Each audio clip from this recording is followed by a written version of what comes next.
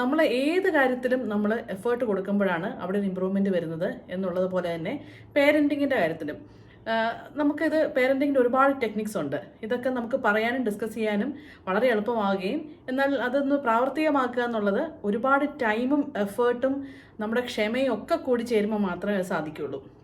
ഞാനിങ്ങനെ പേരൻസിനെയൊക്കെ ഒബ്സർവ് ചെയ്യും. നമ്മളിങ്ങനെ പുറത്തൊക്കെ പോകുമ്പോൾ ഒബ്സർവ് ചെയ്യുമ്പം കുട്ടികളോട് പേരൻസ് പറയുന്ന ചില മറുപടികളൊക്കെ കേൾക്കുമ്പോൾ ചിലപ്പോൾ ഒരു ആശ്വാസം തോന്നാറുണ്ട്. കാരണം സമാധാനം, അപ്പം ഞാൻ മാത്രമല്ലല്ലേ പിള്ളേരോട് ഇങ്ങനെയൊക്കെ പറയുന്നത്, പിള്ളേരോട് ചൂടാകുന്നത്, അല്ലെങ്കിൽ തർക്കുത്തരം പറയും. നമ്മൾ പേരൻസും തർക്കുത്തരമൊക്കെ അവരോട് പറയാറുണ്ട്. എന്നിട്ട് അവരോട് നമ്മൾ പറയും തർക്കുത്തരം പറയരുതെന്ന്. അപ്പോൾ പലപ്പോഴും ഈ കുട്ടികൾ വളരെ കൺഫ്യൂസ്ഡ് ആണ്. അവർ ചെറിയ പ്രായത്തിലല്ലേ, അവർക്കെല്ലാം ഒന്നും പിടിയിട്ടിട്ടില്ല. നമ്മളുടെ ഒരു പ്രായമായിട്ടാണ് അവരുടെ ആ ഒരു പെരുമാറ്റത്തെ കമ്പയർ ചെയ്യുന്നത്. നമ്മൾ ഇത്രയും വർഷത്തെ ജീവിതത്തിൽ മനസ്സിലാക്കിയ കുറേ ട്രയൽ ആൻഡ് എറർ മെത്തേഡിൽ കൂടെയൊക്കെ നമ്മൾ മനസ്സിലാക്കിയത്. കുറേ അബദ്ധങ്ങളൊക്കെ കാണിക്കുന്നു, അതിനുശേഷം നമ്മൾ കുറച്ച് പാഠങ്ങളൊക്കെ പഠിക്കുന്നു. അങ്ങനെയാണ് നമ്മളിങ്ങനെ മുന്നോട്ട് പോകുന്നത്. പക്ഷേ കുട്ടികളിലും ആ ഒരു പെർഫെക്ഷൻ വേണം. അവർ തെറ്റ് വരുത്താൻ പാടില്ല.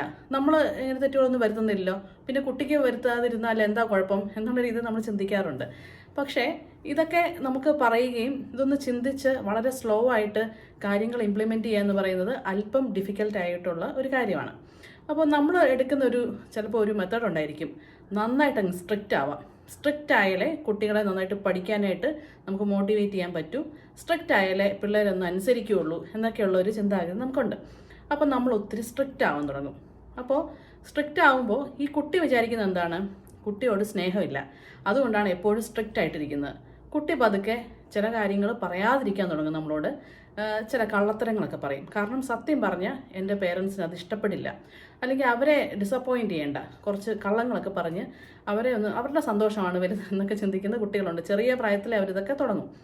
അപ്പോൾ എന്താണ് ശരിക്കും ഈ സ്ട്രിക്റ്റ് ആയിട്ടുള്ള പേരൻസിൻ്റെ മനസ്സിലുള്ളത്? അവരുടെ ദേഷ്യവും ക്രൂരതയും ഒക്കെ മാത്രമാണോ? അങ്ങനെയാണോ അവർ? യഥാർത്ഥത്തിൽ നമ്മൾ നോക്കുമ്പോൾ ഇവർ ഭയങ്കര ഉത്കണ്ഠയുള്ളവരായിരിക്കാം.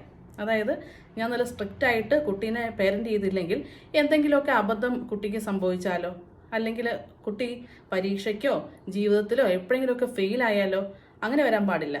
മറ്റൊരായിട്ട് കമ്പയർ ചെയ്യുമ്പോൾ എൻ്റെ കുട്ടി മോശമാവാൻ പാടില്ല. അപ്പോൾ എന്തു ചെയ്യും?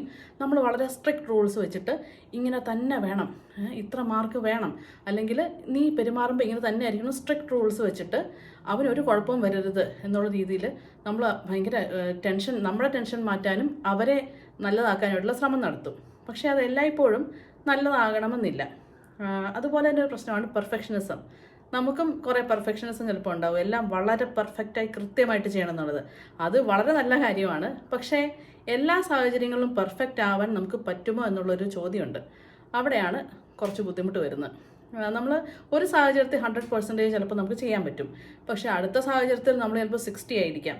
അപ്പോൾ അതിനെ നമുക്ക് അക്സെപ്റ്റ് ചെയ്യാൻ വളരെ ബുദ്ധിമുട്ടാവുകയും നമ്മൾ ഉത്കണ്ഠപ്പെടാൻ തുടങ്ങും. ഭയങ്കര ടെൻഷനാവും നമുക്ക്. അപ്പോൾ നമ്മൾ കുട്ടിയുടെ അടുത്തും എനിക്ക് പണ്ട് അങ്ങനെ അബദ്ധം പറ്റിയിട്ടുണ്ട്, അല്ലെങ്കിൽ എൻ്റെ പെർഫോമൻസ് ചില കാര്യങ്ങളിലൊക്കെ പഠിത്തത്തിലൊക്കെ ഞാൻ കുറച്ച് പിന്നോട്ട് പോയിട്ടുണ്ട്, എൻ്റെ കുട്ടിക്ക് അങ്ങനെ വരാൻ പാടില്ല, 100% പെർഫെക്ഷൻ, അവൻ്റെ ഫ്യൂച്ചറിന് വേണ്ടിയിട്ടാണ് ഞാൻ ചെയ്യുന്നത് എന്നുള്ള നിർബന്ധത്തിൽ എല്ലാ കാര്യത്തിലും 100 എന്നുള്ള ഒരു കാര്യത്തിൽ 100 ഔട്ട് ഓഫ് 100 എന്നുള്ള രീതിയിലേക്ക് ഇവർ ചിന്തിച്ചു തുടങ്ങും. അപ്പോൾ അത് കുറച്ചൊന്ന് പെർഫെക്ഷനിസം മാറ്റിയില്ലെങ്കിൽ എന്ത് സംഭവിക്കുമെന്ന് വെച്ചാൽ കുട്ടി ഭാവിയിൽ ചിലപ്പോൾ ഇവർക്ക് എഗൻസ്റ്റ് ആയിട്ട് പെരുമാറാൻ നോക്കുന്ന ഒരവസ്ഥ വരും. ഒപ്പോസിഷണൽ ഒരു ബിഹേവിയർ, എതിർ മനോഭാവം വരാനായിട്ട് ചിലപ്പോൾ സാധ്യതയുണ്ട്. ഒരുപാട് സ്ട്രിക്റ്റായി ഇങ്ങനെ പെർഫെക്ഷൻ വിചാരിക്കുമ്പോൾ. അതുപോലെ തന്നെ ഇവർ ഭാവിയിൽ പെർഫെക്ഷൻ വിചാരിച്ച് മുന്നോട്ട് പോകുമ്പോൾ നമുക്ക് എല്ലാത്തിലും ഒന്നും വിജയിക്കാൻ പറ്റില്ല എന്നുള്ള സത്യം കൂടെ ഉണ്ടല്ലോ. അങ്ങനെ പരാജയത്തെ നേരിടേണ്ടി വരുമ്പോൾ ഇവർ വല്ലാതങ്ങ് മനസ്സ് തളർന്നു പോവുകയും, മനസ്സൊത്തിരി തളർന്നു പോയ ഒരു കുഴപ്പമുണ്ട്, നമുക്ക് ഡിപ്രഷൻ വരിക, അല്ലെങ്കിൽ നമ്മൾ സൂയിസൈഡ് തോട്ട്സിലോട്ടൊക്കെ ചിന്തിച്ച് പോകുന്ന ഒരു പ്രശ്നമുണ്ട് അവിടെ. അപ്പോൾ അങ്ങനെയുള്ള കാര്യങ്ങൾ നടക്കാനായിട്ട് സാധ്യതയുണ്ട്. അപ്പോൾ ഇത് നമ്മൾ പതുക്കെ ഒന്ന് കൺട്രോൾ ചെയ്യേണ്ടതാണ്. അതുപോലെ തന്നെ നമ്മുടെ പേരൻസ് എന്ന് ചിലപ്പോൾ കേട്ടിട്ടുണ്ട്, അല്ലെങ്കിൽ നമ്മളും ചെയ്യുന്നതാണ്, എനിക്ക് പല കാര്യങ്ങൾ ലൈഫിൽ നേടാൻ പറ്റിയില്ല, എൻ്റെ കുട്ടീനെ കൊണ്ട് എൻ്റെ കുട്ടിയുടെ ജീവിതത്തിൽ അതൊക്കെ എനിക്ക് എടുത്തണം, അവനിലൂടെ എനിക്കത് സാധ്യമാകണം എന്നുള്ള രീതിയിലുള്ള ചിന്താഗതി നമുക്ക് ചിലപ്പോൾ വരാം.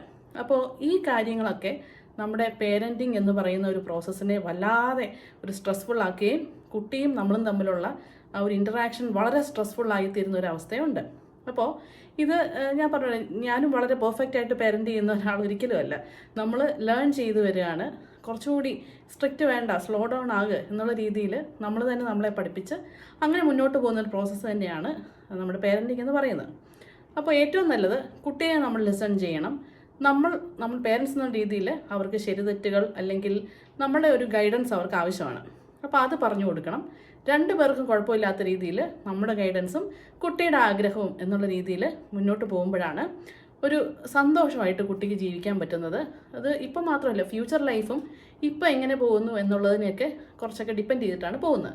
അപ്പോൾ അങ്ങനെ രണ്ട് കൂട്ടർക്കും സന്തോഷം നൽകുന്ന വലിയ സ്ട്രെസ്ഫുൾ ഉള്ളൊരു പ്രോസസ്സ് ആക്കാതെ നമുക്ക് വളരെ സമാധാനമായിട്ട് ഇതിനെ മുന്നോട്ട് കൊണ്ടുപോകാൻ ഓരോ ദിവസവും പതുക്കെ നമുക്ക് ശ്രമിച്ചു നോക്കാം.